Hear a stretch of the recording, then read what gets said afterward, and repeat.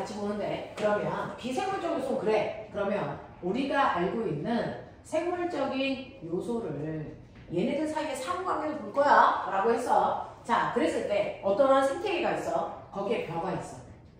그걸 먹고 사는 메뚜기 있어. 메뚜기를 먹는 개구리 있어. 개구리를 먹는 누가 있어야 되니? 뱀이 있어. 그러면 얘는 뭐가 돼? 생산자. 얘는 1차 소비자, 2차 소비자, 최종 소비자 이렇게 돼. 자 먹고 먹히는 관계가 이렇게 심플하게 단순해. 근데 문제는 메뚜기가 코로나에 걸려서 뒤졌어. 와우. 그러면 이 생태가 어떻게 될까? 붕괴, 파괴돼요. 그래서 메뚜기의 개체수가 중요하고 메뚜기 아예 없어지면 개구리 순식간에 전멸당하고 뱀 전멸당해요. 알겠습니까? 생태계가 파괴된단 말이야. 자 그러면 어떻게 하면 생태계가 어떤 생물에 문제가 있어서 좀 안정적으로 할 수 있을까라고 하는 먹고 먹히는 관계가 이렇게 단순한 구조를 우리가 뭐라고 그러냐면 이거를 들어봤을걸? 먹이 사슬. 이렇게 먹이 사슬 구조가 되면 하나의 생명체에 문제가 생기면 되게 위험해. 그러니 먹고 먹히는 관계가 훨씬 더 뭐할수록 복잡할수록 하나의 생물에 문제가 생겨도 다른 애들이 받는 영향이 미비할 수 있거든. 그래서 거기 가운데 그림 보면 먹고 먹히는 관계가 더럽게 복잡해요.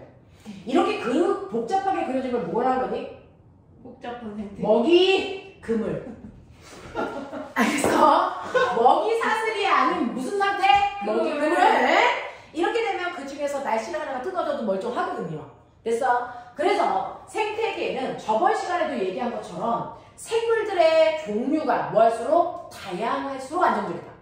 알겠어? 생물들의 종이 다양할수록 생태계는 훨씬 더 안정적이기 때문에 먹이 사슬이 아니고 먹이 그물의 구조를 가지고 있는 게 생태계가 훨씬 더 안정적이다. 무슨 말인지 알겠어? 이렇게 된다고. 그래서 이렇게 먹이 그물의 구조를 가지고 있는 생태계가 안정적이라는 얘기를 하는 거고 그러면 이렇게 생태계 안에서의 얘네들의 양적 관계를 볼 때 아까 개체수 관계 봤어. 개체수의 관계를 보면 아래에 있는 생산자의 개체수에서부터 최종 소비자로 갈수록 위로 갈수록 개체수가 뭐할수록 작을수록 뭐하다? 안정적이다. 그 모양이 마치 뭐처럼 생겼다? 피라미드처럼 생겼다. 그래서 이걸 우리가 뭐라 그러니? 먹이 피라미드.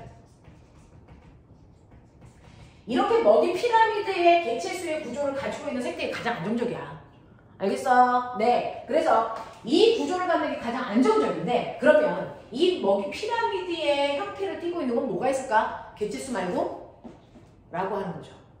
각각의 집단에서 사용하는 에너지량도 이래. 그러니까 생산자가 있어. 그 다음에 1차 소비자 있고 2차 소비자 있고 그 다음에 최종 소비자가 있다고 치자. 그러면 햇빛이 땡찌든 내려치면 얘네들이 먼저 빛에너지를 이용해서 광합성 할 거 아니야? 그러면 전체 햇빛 중에서 얘네들이 90%를 흡수했어. 됐어? 그리고 나면은 포도당이라는 게 그 안에 에너지가 저장되어 있기 때문에 얘네들이 평생 먹고 살겠지. 그러면 90% 중에서 얘네들한테 전달되는 게 얼마야? 한 60%야.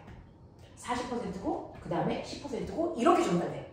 그래서 에너지를 각각의 단계의 아이들이 사용되는 양도 위로 올라갈수록 줄어들어. 그러니까 얘는 100개의 개체수가 90의 에너지를 쓴 거고 얘는 50개의 개체수가 60, 다 합해서 60 이렇게 된단 말이야. 됐어? 그래서 각각의 군들 단위로 에너지의 총 사용량, 에너지의 총 사용량도 먹이 피라미드랑 똑같아.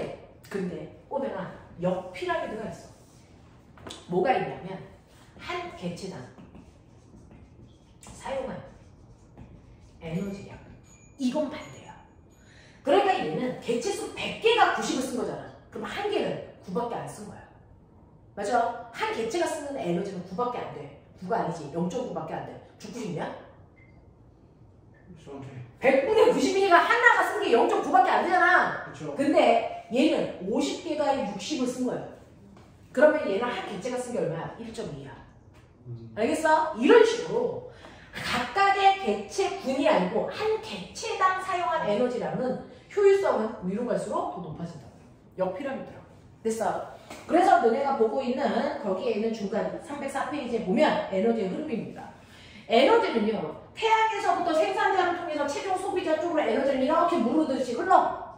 됐어? 그래서 위로 올라갈수록 에너지를 사용하고 있는 총량은 줄어들어. 하지만 개체 한 개 한 개를 계산해보면 역피라미드 모양이 나온다는 거지. 그러니까 물어볼 때 제대로 들어. 에너지 총 집단이 사용하는 에너지량이냐 아니면 개체 하나하나가 사용하는 에너지 효율이냐. 그래서 정확하게 보고 피라미드 모양 어떻게 그려줘야 되는지 보면 된다. 알겠어? 그래서 거기에 보시면 태양 에너지가 읽을 수 없는 그 숫자만큼이 태양 에너지가 온대. 그 중에서 생산자가 쓰는 양이 그래서 2810. 그 다음에 1차 소비자가 쓰는 게 3021. 이렇게 위로 올라가서 점점 총 사용량은 줄어들어. 하지만 비율은 한 개체당 사용하는 에너지 효율성은 거꾸로 나온다 라고 하는 것도 기억을 좀 해봐 두시면 되고요. 그 다음에 거기에 있는 305페이지에 보면 생태 피라미드라고 하는 게 있어. 생태 피라미드에 보시면 거기에 여러 가지가 나오는데요. 얘네들의 개체수에 대한 피라미드가 가장 오른쪽 끝에 있고요. 그 다음에 생물량 피라미드라는 것도 있고 에너지 피라미드라는 것도 있어요.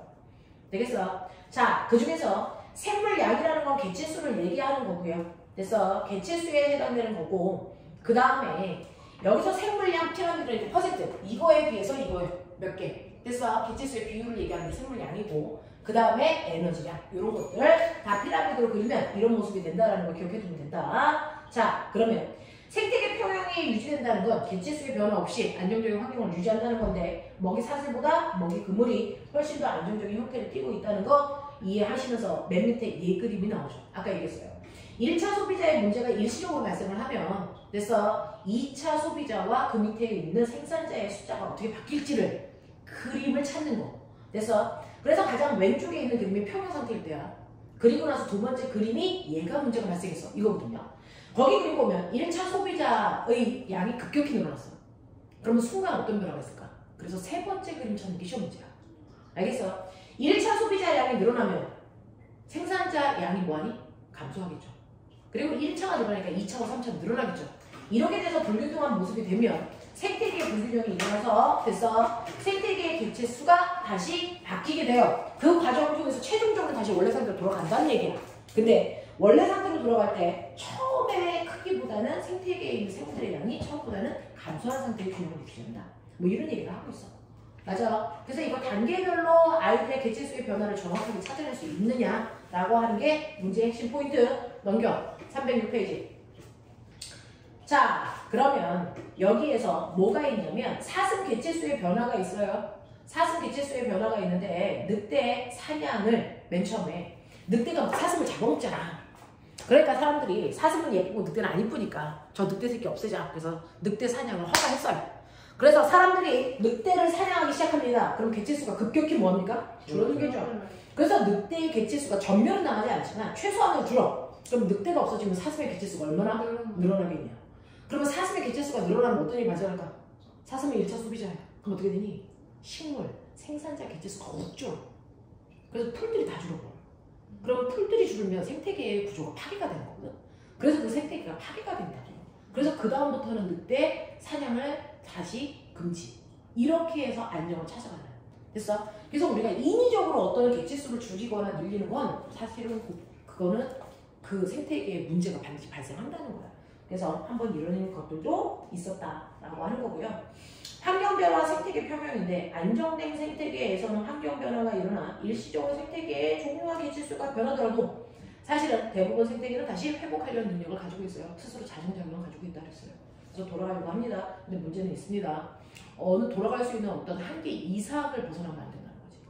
근데 인간의 간섭이 한계점을 벗어나게끔 만들어놨기 때문에 생태계가 자정작용할 때까지는 엄청나게 많은 시간이 걸릴 거고 그러기 위해서는 많은 생물들의 변화가 생길 거라는 얘기야. 그래서 우리가 생태계를 보호하는데 자, 그 생태계를 보호하기 위해서 많은 협약들을 해요. 국가별로. 그거는 이제 너네들이 외워야 되는 부분이야. 나는 잘 몰라. 무슨 협약 그런 거 뭐냐고 물어보면 전 모릅니다. 그런 협약을 가본 적이 없어서. 자, 여러분 보시면 너네가 가지고 있는 307페이지 일찍 끝내준다고 해서 일찍 끝낼 거예요. 빨리 하세요. 307페이지.